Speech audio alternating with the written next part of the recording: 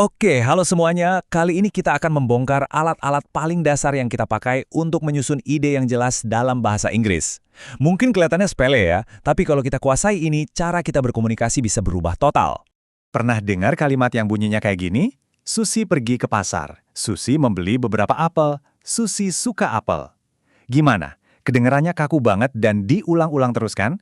Nah, ini masalah yang sering banget terjadi dan bikin omongan kita jadi kurang enak didengar. Pertanyaannya sekarang, gimana dong cara memperbaikinya? Gimana caranya supaya kalimat ini terdengar lebih luas, lebih alami? Nah, itu dia teka-teki yang akan kita pecahkan bareng-bareng sekarang.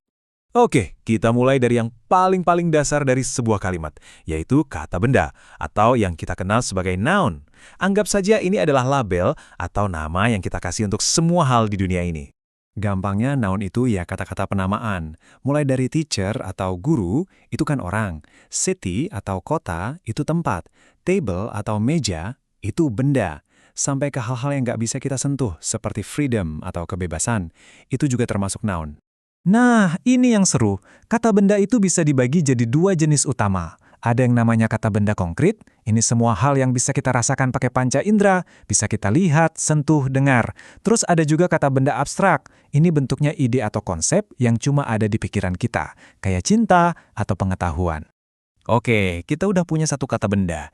Tapi gimana kalau jumlahnya lebih dari satu? Nah, disinilah kita masuk ke konsep tunggal dan jamak. Konsep intinya simple banget. Bentuk tunggal atau singular itu artinya cuma ada satu. Kalau bentuk jamak atau plural, itu artinya lebih dari satu. Untungnya, bahasa Inggris punya cara yang cukup sistematis buat nunjukin perbedaan ini. Jadi, ada beberapa pola gampang yang bisa kita ikutin.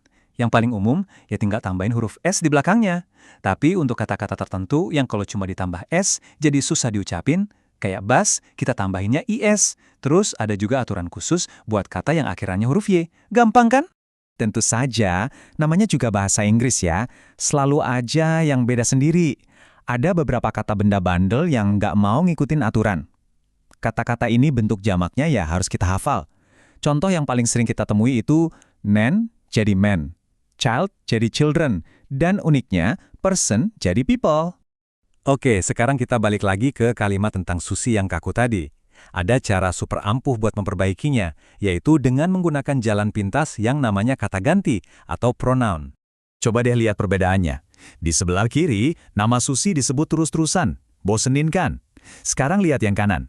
Kata Susi kita ganti dengan she, dan apples kita ganti dengan them. Jadinya, Susi went to the market, she bought some apples, she likes them. Jauh lebih enak didengarkan.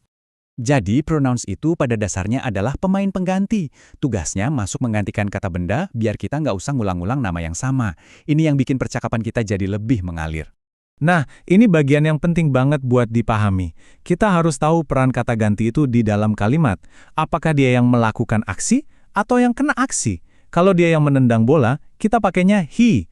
Tapi kalau guru yang membantu dia, kita pakainya him. Jadi semua tergantung perannya. Tabel ini ngerangkum semuanya biar gampang diingat.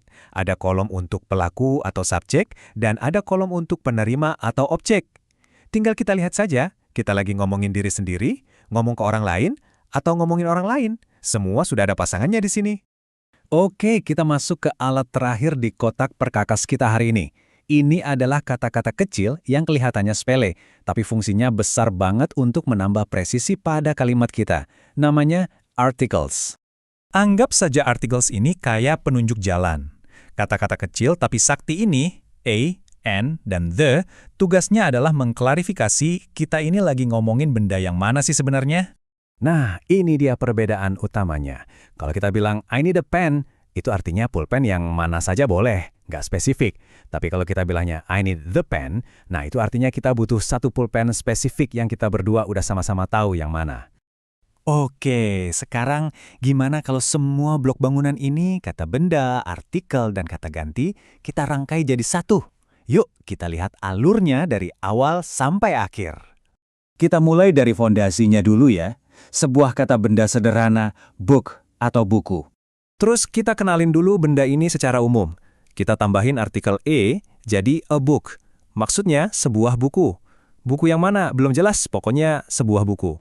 Nah, begitu kita dan lawan bicara kita sudah tahu buku mana yang dimaksud, artikelnya langsung ganti jadi the book. Sekarang, kita sudah bicara soal buku yang spesifik itu.